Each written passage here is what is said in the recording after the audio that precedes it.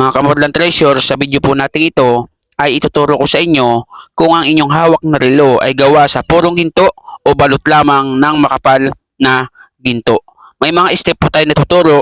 Kapag ito inyong sinundan ay malalaman ninyo kung anong klase ang inyong relo na hawak-hawak.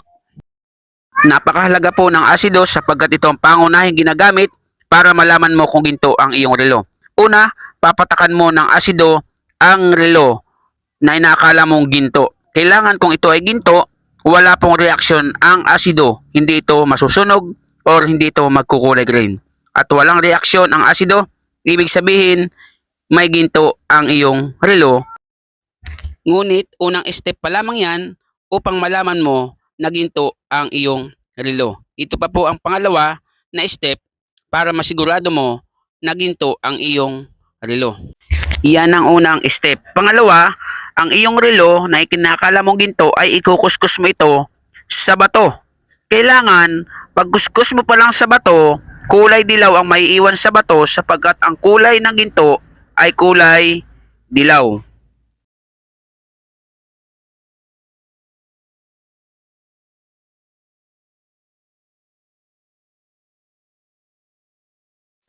Pagkatapos mong ikuskus, bubuhusan mo ito ng asido.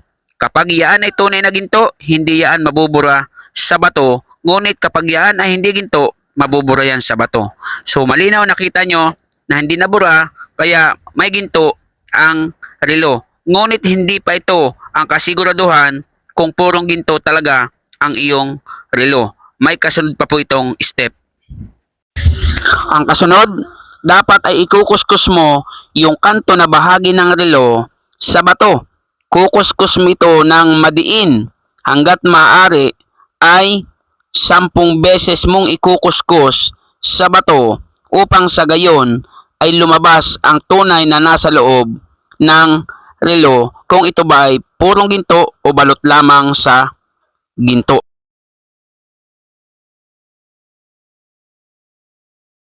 Pagkatapos mong ikuskus, buhusan mo ito ng asido. Kapag hindi nabura, ay ginto pa rin ang iyong relo na bahagi ng pinagkuskusan. Ngunit gaya ng sinabi ko kanina, kailangan halos 10 beses mo itong ikukuskus upang sa gayon ay lumabas kung talagang purong ginto o balot lamang ng makapal na ginto.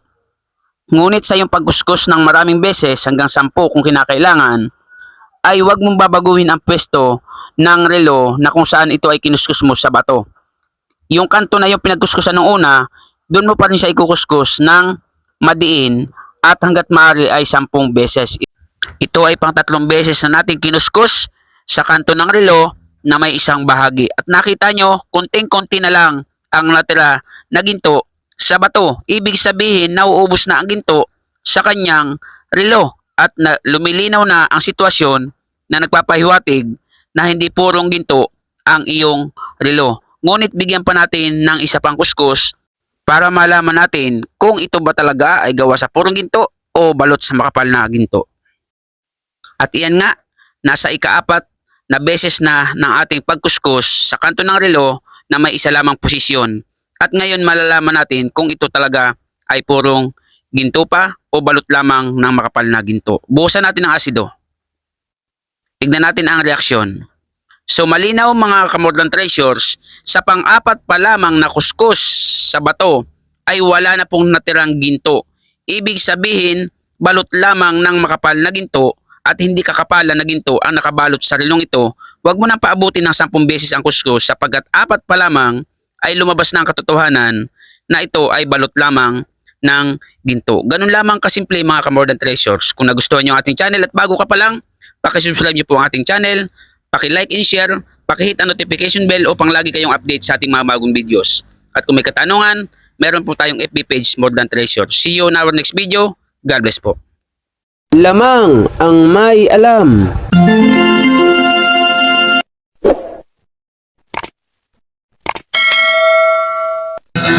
Ginto pilak ang trabaho ko. Pag pilatis ng ginto'y eksperto ko.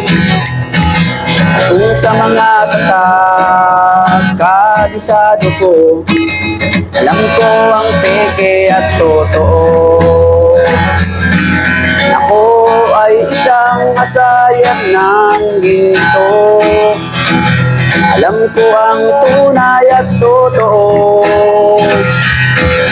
Kung usapan ay alas lang, yan ay kaya nating patunayan.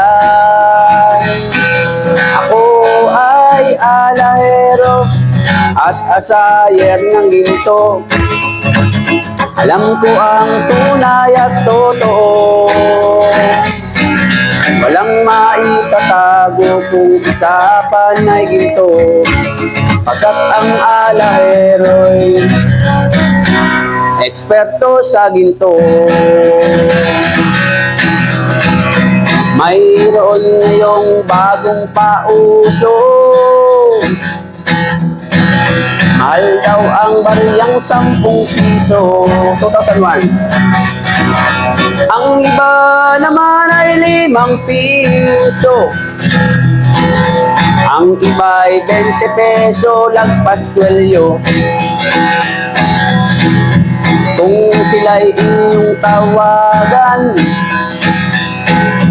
chat mo at kahit reply wala man lang. Pagkat ito ang katotohanan, sa usapang barya sila'y walang alam.